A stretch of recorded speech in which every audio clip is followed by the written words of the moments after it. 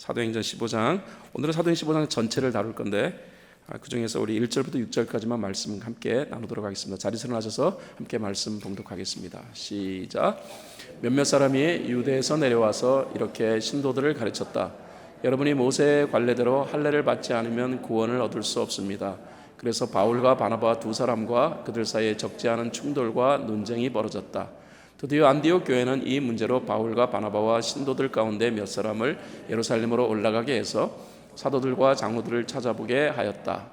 그들은 교회의 전송을 받고 떠나서 페니키아와 사마리아를 거쳐가면서 이방 사람들이 회개한 일을 이야기하였다. 그리하여 그들은 그곳의 모든 신도들을 매우 기쁘게 하였다. 예루살렘에 이르러서 그들은 교회와 사도들과 장로들에게 환영을 받고 하나님께서 그들과 함께 행하신 일들을 모두 보고하였다. 그런데 바리새파에 속하였다가 신도가 된 사람들 몇이 일어나서 이방 사람들에게도 할례를 행하고 모세의 율법을 지키도록 명하여야 합니다 하고 말하였다. 사도들과 장로들이 이 문제를 다루려고 모였다. 감사합니다. 오늘은 갈등 해소를 위한 지혜로운 접근이라는 제목 가지고 함께 말씀 나눕니다. 여러분 설교 노트에 제가 그렇게 써놨어요. 세계는 갈등으로 몸살 앓고 있다고요. 그래서 인종 간의 갈등, 정치적인 갈등, 사상 간의 갈등, 아니면은 또 종교 갈등 이런 것들로 점철되어 있습니다. 그런데 이 갈등은 반드시 또 부작용을 낳는다라는 거예요. 그래가지고서 법정 소송도 제기되어지기도 하고 또 이 갈등의 문제 때문에 또 이혼하는 경우도 발생하고 그것 때문에 또 가정이 또 파괴되어지는 일들도 생깁니다. 또 심지어는 이 갈등의 문제가 또 국가 간의 전쟁으로 비화되어져 가지고 엄청난 또 사람들이 또 죽고 다치는 그런 결과로 이어지기도 하죠. 그러므로 우리가 생각하는 갈등은 항상 혐오적이에요. 좋지 않아요. 그래서 갈등이 우리에게 생긴다 그러면은 이건 문제 있는 거다. 또 때때로 교회 안에 갈등이 형성되어지면은 시험이 들었다. 다 그렇게 생각합니다. 그럼에도 불구하고 사도행전을 제가 묵상해 가면서 이 선교적인 삶이 활발하게 이루어지는 과정 속에서 이 갈등은 곳곳에 산재해 있었다라는 거예요. 안디옥 교회에 멋있게 사역을 하는 교회였었습니다. 그런데 안디옥 교회가 세워진 지 얼마 되지 않아 가지고서 또 갈등이 형성되어집니다. 왜 하나님은 이러한 갈등을 우리에게 주실까? 이미 갈등에 대한 부분들은 제가 몇 차례 걸쳐 여러분과 함께 나눴는데, 그러나 하나님이 이 갈등을 우리에게 허락하실 때는 이 갈등에 긍정적 요소가 있기 때문에 갈등을 허락해 주신 거라는 것, 이 정도쯤 우리가 알고 있어야 되겠죠. 자, 저는 오늘 이 사도행전 15장 말씀을 통해 가지고서 이 갈등이 우리에게 선사해주는 중요한 축복이라 그러면은 좀 여러분이 어떻게 생각할지 모르겠습니다만 저는 축복이라고 말하고 싶어요. 갈등이 우리에게 선사하는 축복 두 가지를 여러분과 함께 나누고자 합니다. 제일 먼저 갈등이 때때로는 우리가 신앙의 삶을 잘 이루어가기 위한 그 잔재 청산을 위한 창조적 파괴의 출발이 되기도 한다는 겁니다. 제가 사용한 이 텀을 여러분이 잘 이해하셔야 돼요. 창조적 파괴. 자, 복음이 예루살렘에서 흘러나와가지고 이제 안디옥에 이르게 됐습니다. 근데 안디옥이 이방 선교의 전진 기지가 된 거예요. 제가 지난번에 말씀드린 것처럼 안디옥 교회가 차지하는 비중은 굉장히 큰 비중이라는 거예요. 굉장히 중요합니다. 이 안디옥 교회 정말 하나님께서 축복으로 세운 그런 교회입니다. 그래서 이 안디옥 교회는 선교적 삶을 향한 본격적인 그런 중심지가 되어서 바울과 바나바를 이제 선교로 파송하기도 하죠. 바울과 바나바는 가는 곳마다 예수가 그리스도임을 선포했습니다. 예수가 그리스도다라는 사실이 선포되어지자 성령이 강력하게 역사하셨고 수많은 사람이 예수 앞으로 돌아오는 역사들이 만들어졌습니다. 그리고 예수를 받아들인 사람이 이방 곳곳에 교회를 세워가지고서 신앙의 삶을 이루어갔다는 것이죠. 그런데 이 안디옥 교회, 이 유대 교회에서 개종한 몇몇 그리스도인들이 내려왔다라고 성경은 말하고 있어요. 사도행전 15장 1절에 바로 그 내용을 얘기하고 있습니다. 몇몇 사람이 유대에서 내려와서 이렇게 신도들을 가르쳤다. 여러분이 모세의 관례대로 할례를 받지 않으면 구원을 얻을 수 없습니다. 선교적 삶에 있어서의 절대 진리가 뭡니까? 선교적 삶이 출발할 수밖에 없는 절대 진리는 예수가 그리스도라는 거예요. 이 부분은 여러분들이 계속 생각하셔야 해요. 예수가 그리스도다.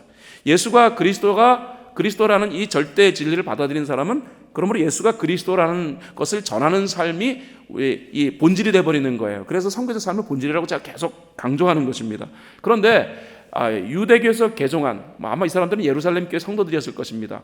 예루살렘 교회 성도들이 안디옥 교회에 내려와 가지고서 절대 진리에 대한 부분에 딴지를 걸기 시작한 거예요. 절대 진리는 예수가 그리스도라는 거예요. 예수가 그리스도라는 말은 무슨 의미냐면은 예수님만을 통하여 구원을 얻게 되어진다라는 거예요. 그런데 그들이 예수가 그리스도라는 것에다가 플러스 알파를 제시했습니다. 그게 뭐냐 그러면은 율법 행위예요.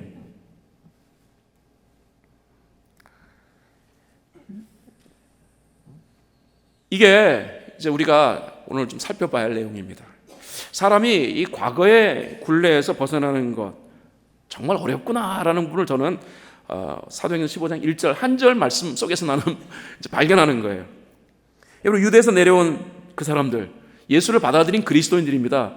예수를 받아들였을 때 그들은 예수가 그리스도다라는 사실을 절대 진리로 깨달았기에 받아들인 거 아니겠습니까?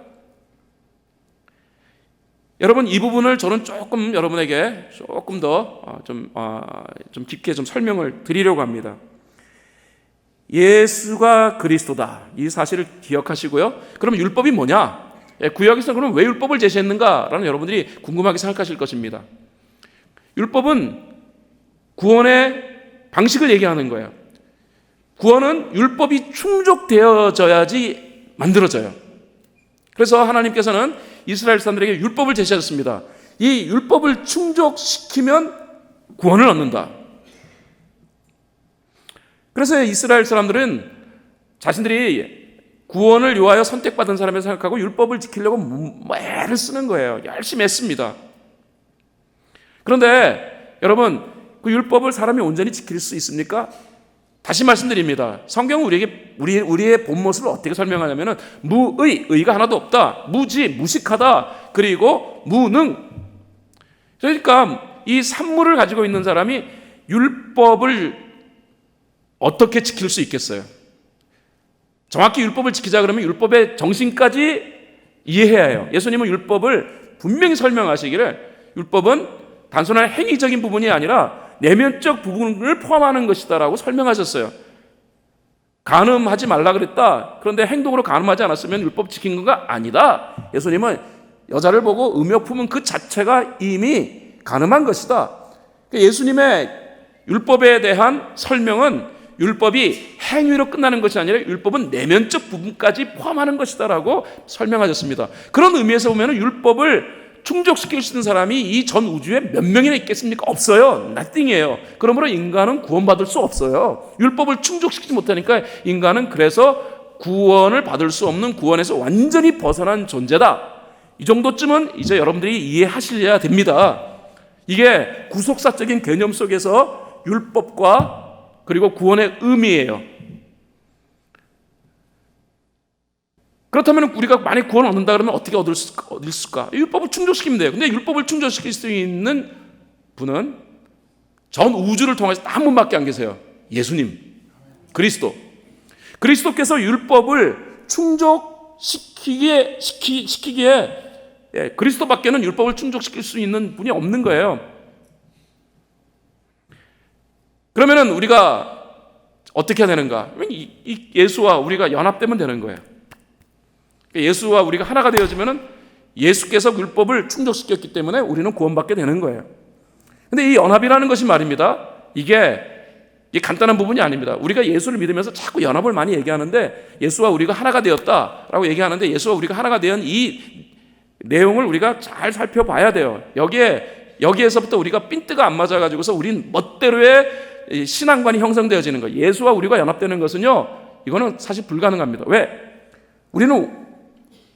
우리는 연합되기 위하여서 예수와 함께 연합되기 위하여서 뭔가 이 조건적인 부분들을 나눌 것이 우리에게는 아무것도 없어요. 여러분, 연합이라는 게 뭡니까? 연합이라는 것은 하나가 되어진다라는데 하나가 되어지기 위해서는 어떤 게 필요합니까?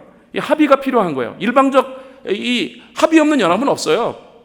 그러니까 이 합의가 되어지지 아니하는 연합이라는 것은 존재할 수 없잖아요. 나는 그분하고 연합했다 그러는데, 연합된다라는 것은 쌍방간의 합의가 돼야지. 결혼이 여러분 연합이잖아요. 그런데 한 사람만 막 좋다고 결혼할 수 있는 게 아니잖아요. 결혼은 신랑과 신부가 서로 합의가 돼야 되는 거예요. 그래서 두 사람의 쌍방간의 합의에 의해서 연합이 이루어지는 건데, 예수님과 우리가 합의를 이루려면 서로 주고받는 게 있어야 되는 거 아니겠습니까? 예수님은 줄 게 많아요.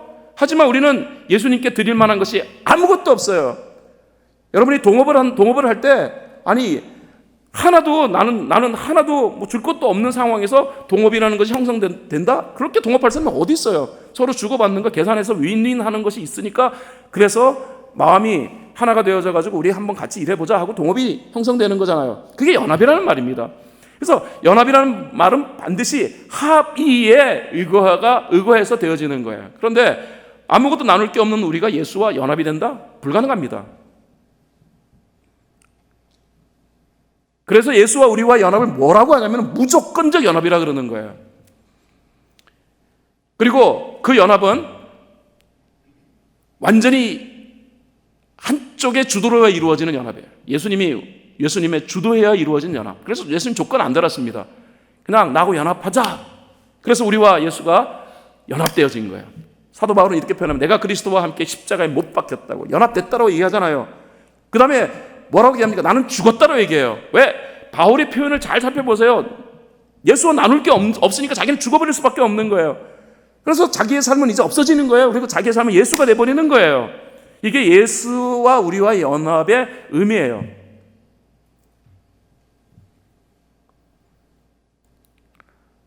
그래서 이 유대인들이요, 그래서 예수를 그리스도라 깨달았다는 사실이 진짜 그들에게는 기적입니다.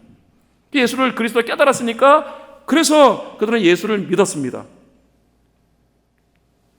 그랬던 그들이 시간이 흐르면서 정신이 다시 원상태로 복귀하는 거예요.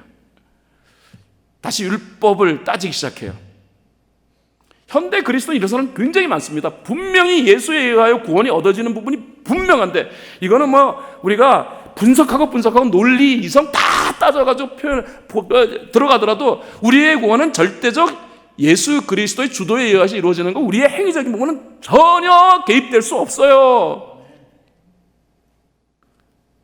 그런데 내가 좀 행위가 조금 사라지니까 구원 못 받아? 나는 구원이 취소되어져? 우리는 원래부터 무능했습니다. 우리가 원래부터 무능했는데 우리의 행위적인 부분들이 좀 잘못됐다 그래가지고서 우리의 구원이 다시 취소된다? 이것도 논리적으로 앞뒤가 안 맞는 말이에요. 구원의 의미는 완벽한 일방적 합의에 이루어진 거예요. 그랬는데 이 유대인들이 이제 그동안 배운 게 있으니까 어릴 때부터 율법을 많이 율법에 대해서 배웠고, 그 다음에 율법에 익숙해지다 보니까, 그러다 보니까 어느새 순간 어느 시점이 지나가지고 예수가 그리스도라는 이 절대 진리에 서서히 자신들이 예전에 공부했던 그 율법을 가미시기 시작합니다.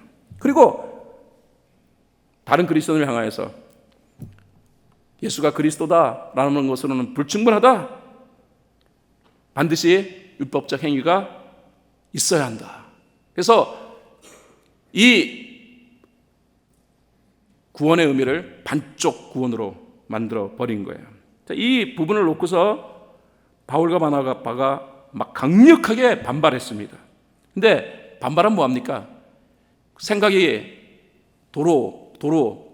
돌아온 그 유대 사람들, 그 생각을 원상복귀시키는 것은 쉽지 않았습니다.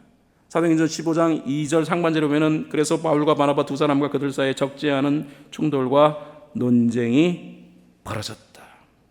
여기서 얼마나 큰 갈등이 있었는가, 이 단어를 보시면 알 수 있어요. 적지 않은 충돌, 적지 않은 논쟁. 적지 않다라는 말은 충돌과 논쟁을 수식하는 말이에요. 이 부분은 강한 대립을 의미하는 거예요. 심각한 갈등 양상에 대한 표현이다 라고 보시면 됩니다. 여러분, 저는 그렇게 생각합니다. 이 지구상에 만유인력의 법칙이 있어가지고서 모든 물체가 우주 밖으로 튕겨나가지 못하게 끌어당기는 그런 법칙의 그런 인력의 지배를 받고 있어요. 영적인 삶도 마찬가지인 것 같아요. 하나님께서 우리에게 더 넓은 세계, 더 영적인 세계를 향하여서 진리를 우리에게 제시하는데 처음에 그 진리를 받아들인 다음에 와 좋다, 너무 좋다, 나 은혜 받았어 하다가 어느 순간에 다시 우리는 원상태로 돌아와요. 그래서 저는 과거 청산 절대 불가의 법칙이라 그렇게 제가 그냥 이름을 지어봤어요. 만유인력의 법칙이 있듯이 과거 청산 절대 불가의 법칙에 딱 붙들려 사는 것 같아요. 안 변해요. 진짜 안 변해요. 너무 안 변해요. 그래서 이 갈등에 휘말린 안디옥 교회. 그래서 이 부분을 이제 좀 더 창의적으로 해결하기 위해서 바나바와 바울 그리고 몇 사람을 예루살렘으로 보냅니다. 이 문제에 관해서 조금 좀 생각해 보자고. 그래서 이때 이제 회의가 예루살렘에서 열리게 됩니다. 이 회의가 예루살렘 공의회예요. 이 회의를 통해서 이 구원의 문제가 이제 수면 위로 부상에 올라와요. 자, 사도행전 5장 4절 5절이죠. 사도행전 15장 4절 5절 성경은 이렇게 기록되어 있습니다. 예루살렘에 이르러 그들은 교회와 사도들과 장로들에게 환영을 받고 하나님께서 그들과 함께 행하신 일을 모두 보고하였다. 그런데 바리새파에 속하였다가 신도가 된 몇 사람이 일어나서 이방 사람들에게도 할례를 행하고 모세의 율법을 지키도록 명하여 합니다 하고 말하였다. 그 회의가 시작되어졌는데 그 회의 시작부터 갈등이 흘러요. 거기서 유대교에서 회심한 사람들이 일어나가지고서 이방인들이 예수를 믿었다 할지라도 할례를 행하고 모세의 율법 반드시 지켜야 합니다. 예수 믿을 때는 예수가 그리스도다라고 분명히 믿어놓고 시간이 흘러가면서 모세의 율법을 지켜야 한다라고 얘기하잖아요. 모세의 율법을 지켜야 한다. 그게 예루살렘 교회 서서히 이렇게 이 잠식되어 가던 이러한 생각이었어요. 이게 신학관이었다는 말입니다. 이 공의회는 사람들이 가지고 있었던 자신들의 이 신학관을 수면 위로 부상시켰어요. 그리고 이것이 잘못된 것이라는 사실을 다룰 수 있는 그런 기회를 이 갈등이 제공했다는 것입니다. 그런 의미에서 보면은요, 없애버려야 할 것은 없애야 돼요. 파괴해야 됩니다. 모든 파괴가 다 잘못된 게 아니에요. 새로운 것을 세우기 위해서 우리의 삶 가운데 있는 과거의 잔재라든가 우리의 신앙을 제대로 세워가지 못하게 하는 우리 나름대로의 고집, 저는 그 고집을 왕고집, 똥고집이라고 표현하고 싶어요. 그 고집은 깨져야 되는데 안 깨져요. 그래서 하나님께서는 때때로 갈등을 유발시켜가지고 우리로 하여금 그 부분을 직면하게 하고, 그래서 이 우리의 고집이나 우리가 가지고 있는 이 잔재들을 파괴시켜 우리로 하여금 바른 신앙으로 가게 하시는 창조적 파괴를 하나님은 종종 우리의 신앙생활을 통하여 이루신다는 것입니다. 선교적 삶의 특별히 이 부분이 굉장히 강하게 나타납니다.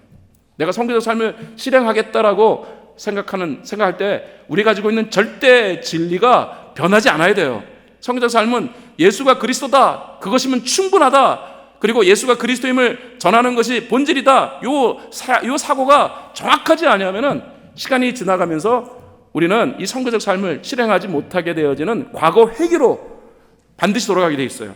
그래서 하나님은 선교적 삶을 실행하기 위해서 우리가 이 본질을 굳게 붙들게 하기 위해서 우리가 가지고 있는 이 고집을 깨며, 그리고 또 우리가 정말 영향받고 있는 이 악습과 그리고 과거의 잔재를 부숴버리는 창조적 파괴로 우리를 이끌어가요. 그런데 그 창조적 파괴로 우리를 이끌어가는 그런 방식을 이 갈등을 통해서 하나님이 행하신다라는 것입니다.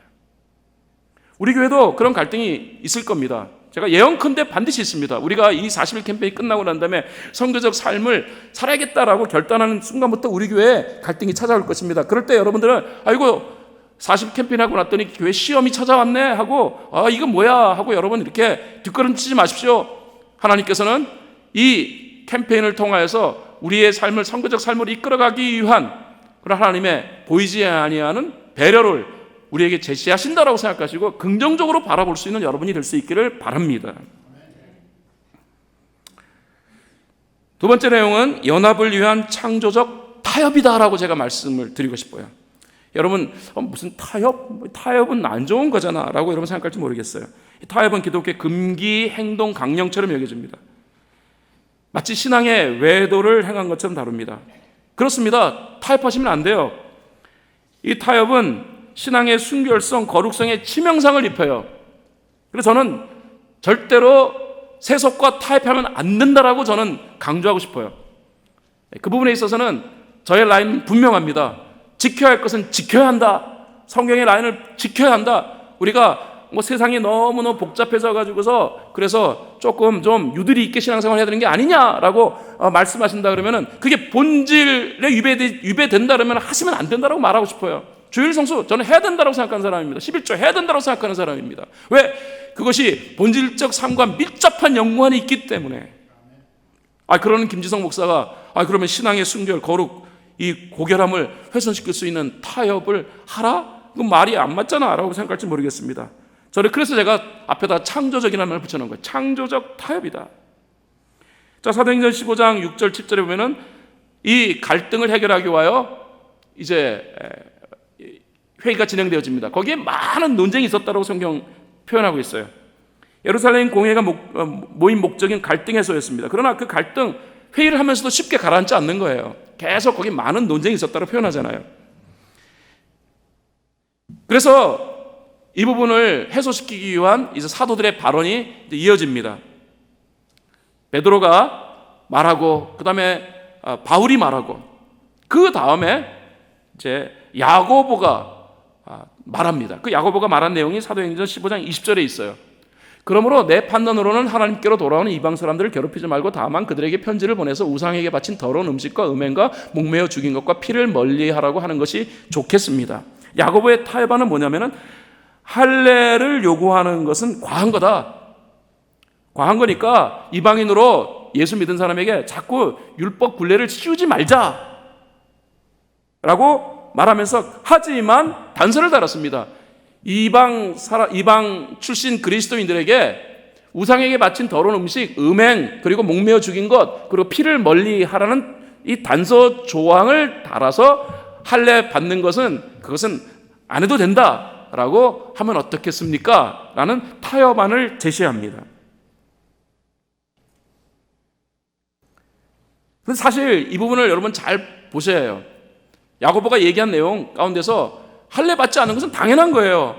왜냐하면 예수가 그리스도고 하나로 우리의 구원의 조건은 다 충족되어지니까 사실 이 부분은 관광하게 얘기해가지고 그거 하나면 끝 하고 끝낼 수 있어야 되는 거예요. 그런데 야고보는 그 부분을 하지 않도록 하면서 동시에 유대 출신 그리스도인들이 불편해하는 이 부분들에 대해서도 이방인 출신 그리스도인들이 고려할 수 있도록 하면 좋겠다라는 내용을 얘기해요. 그런데 여러분, 우상에게 바쳤던 음식 먹는 것, 그리고 목매어 죽인 것, 음식 먹지 않는 것, 그다음 피채 먹지 않는 것, 사실 이 부분은 이미 율법적 부분에 있어서 이미 폐지된 내용이에요.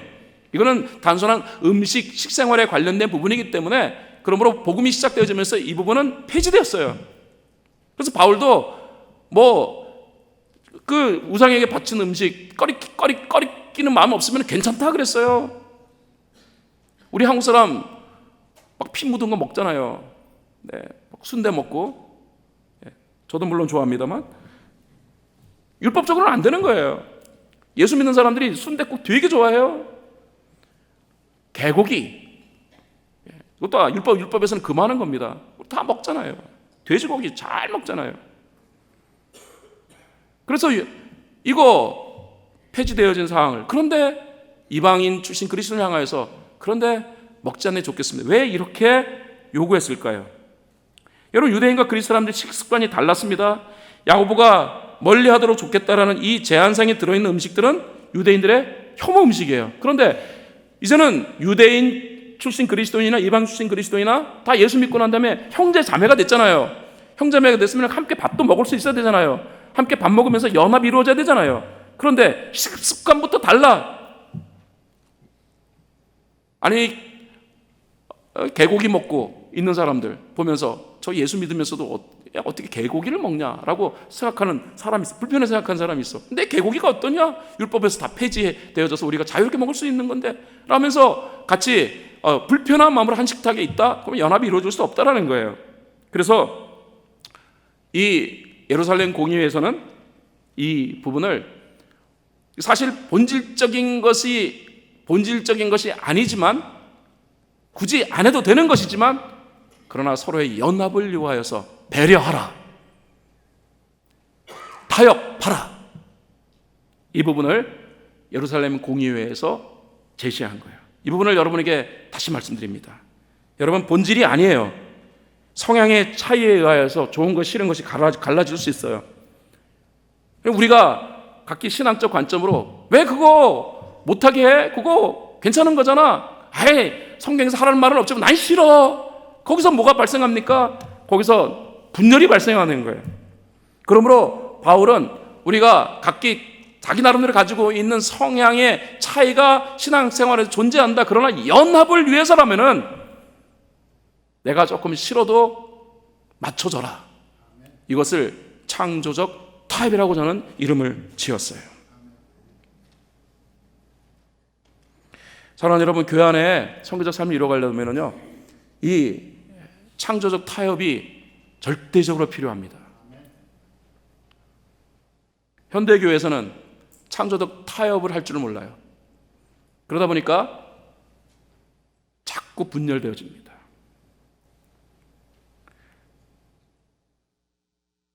본질이 아니지만 성향의 차이에서 싫어하는 것, 기피하는 것, 불편하게 여기는 것, 공동체 안에 존재해요. 많습니다. 예를 들자면 찬양? 저도 대부분 찬양은 좋아하지만은 그러나 어떤 찬양을 이거 부르고 싶지 않은 찬양도 있어요. 저는 좀 탄식조의 찬양 별로 안 좋아해요.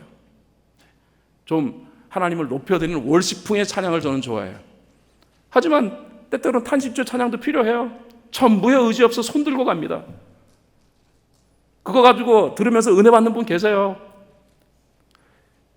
또 기타, 드럼 치는 거 싫어하는 분들 계세요. 그 다음에 또 클래식하게 교회 예배가 되어지는 또 취향 가지고 계신 분들 있습니다. 그거는 그러나 본질은 아니에요. 하지만 그렇다고 무시될 수 있는 것도 아니라는 말입니다. 그렇다면 그 부분을 우리가 어떻게 서로 다뤄갈 수 있는 것인가? 간단해요. 우리가 창조적 타협을 시도하는 거예요. 성령님은 우리에게 창조적 타협을 시도하도록 권고하십니다. 교회 안에서 보면은 마르다 스타일, 마리아 스타일도 있어요. 우리가 잘못 이해하고 있는 부분이 이 부분인데, 마리아 스타일이 성경적 스타일이고 마르다 스타일은 성경적 스타일이 아니다. 그래서 그렇게 생각하시는 분이 계십니다. 예수님이 그렇게 말씀하셨다고. 마리아가 있는데 마리아가 좋은 일 하는 거라고. 그러므로 마리아 같이 신앙생활 해야 된다. 그래서 주방일도 해야 되고 할 거 많은데 가서 예배만 드리는 그것이 바른 신앙이다? 예수님 그 말씀하신 거 아닙니다. 문맥상 다 뒤져보세요. 예수님이 그 뜻 얘기한 게 아니에요. 뭘 얘기한 것입니까? 마르다에게 얘기한 얘기는 뭐냐면은 스타일 존중해줘라는 거예요. 마리아는 그 스타일 좋아서 택한 것이고 너는 열심히 섬기는 거 좋아하고 한 거니까 너무 복잡하게 생각하지 말고 그냥 네 동생 스타일 네가 인정해줘라. 그 얘기한 겁니다. 예수님이 제시하시는 내용을 우리가 잘 알아야 됩니다. 우리의 신앙생활을 위하여서 우리는 서로 가지고 있는 본질은 아니지만 그러나 각기 신앙의 스타일 그리고 신앙의 개성들을 우리들이 배려해 줄 수 있어야 된다는 거예요. 이 부분이 바로 창조적 타협이에요. 저는 중요한 성경 구절을 여러분과 함께 나누려고 합니다. 좀 길지만은 바울이 이 창조적 타협에 대한 내용을 일찍이 언급했어요. 이 부분은 앞으로 우리가 같이 깊이 있게 묵상해 봐야 할 성경 구절이기도 합니다. 언젠가 이 하나만 가지고서 여러분에게 말씀을 나누려 합니다. 고린도전서 9장 19절로 23절 좀 깁니다. 그러나 우리 한 목소리로 함께 읽겠습니다. 시작. 나는 어느 누구에게도 얽매이지 않은 자유로운 몸이지만 많은 사람을 얻으려고 스스로 모든 사람의 종이 되었습니다. 유대 사람들에게는 유대 사람을 얻으려고 유대 사람같이 되었습니다. 율법 아래에 있는 사람들에게는 내가 율법 아래에 있지 않으면서도 율법 아래에 있는 사람을 얻으려고 율법 아래에 있는 사람같이 되었습니다. 율법이 없이 사는 사람들에게는 내가 하나님의 율법이 없이 사는 사람들을 얻으려고 율법 없이 사는 사람같이 되었습니다. 믿음이 약한 사람들에게는 약한 사람들을 얻으려고 약한 사람이 되었습니다. 나는 모든 종류의 사람에게 모든 것이 다 되었습니다. 그것은 내가 어떻게 해서든지 그들 가운데 몇 사람이라도 구원하려는 것입니다. 나는 복음을 위하여 이 모든 일을 하고 있습니다. 그것은 내가 복에 동참하기 위함입니다. 바울이 얘기한 게 뭡니까? 나는 선교적 삶을 살기로 작정했습니다. 선교적 삶을 위하여서 그러므로 나는 창조적 타협을 할 겁니다. 이 얘기를 하고 있는 거예요. 사랑하는 여러분, 우리 교회에서도 이 창조적 타협을 할 수 있는 넓은 마음이 저와 여러분에게 있기를 바랍니다. 갈등이 생길 때마다 창조적 파괴를 생각하시고 창조적 타협을 생각하십시오. 말씀을 결론 짓겠습니다. 제가 설교 노트에 써놨어요. 같이 한 목소리 읽어보겠습니다. 말씀 결론에 대한 시작. 선교적 삶에도 갈등은 있다. 갈등은 선교적 삶을 위한 축복이 될 수 있다. 따라서 갈등의 단면만 보고 형성된 갈등 앞에 의기소침하지 말라. 선교적 삶의 실행을 위해 창조적 타협을 시도하라. 본질이 아니라면 모두 양보한 데에서 바보가 되는 것은 아니다. 창조적 타협을 실행할 수 있는 자가 가장 큰 자다. 아멘입니까? 자리 선언하시겠습니다. 오늘 우리는 이 갈등의 긍정적인 면을 살펴봤습니다. 갈등을 통하여 하나님 우리에게 창조적 파괴로 유도하십니다. 동시에 이 갈등 해소를 위하여서 우리에게 통큰 창조적 타협안을 제시하십니다. 그러므로 갈등의 긍정적 요인을 우리들이 인정할 수 있어야 해요. 갈등이 온다고 해가지고서 뒤로 빼지 마십시오. 우리가 선교적 삶을 실천해 보려고 결심하는 순간 생겨나는 이 갈등 속에 담겨있는 긍정적 요인을 인정해야 합니다. 그리고 내가 양보할 수 있는 것 한 가지씩 한번 생각해 봤으면 좋겠습니다. 내가 교회 생활하면서 특별히 이런 부분 때문에 좀 나도 불편하고 또 다른 교인들도 불편해하는데 내가 양보할 수 있는 것, 다른 사람에게 양보를 받아내고자 하는 부분을 생각해 보라는 말이 아니에요. 내가 양보할 수 있는 것 뭘까?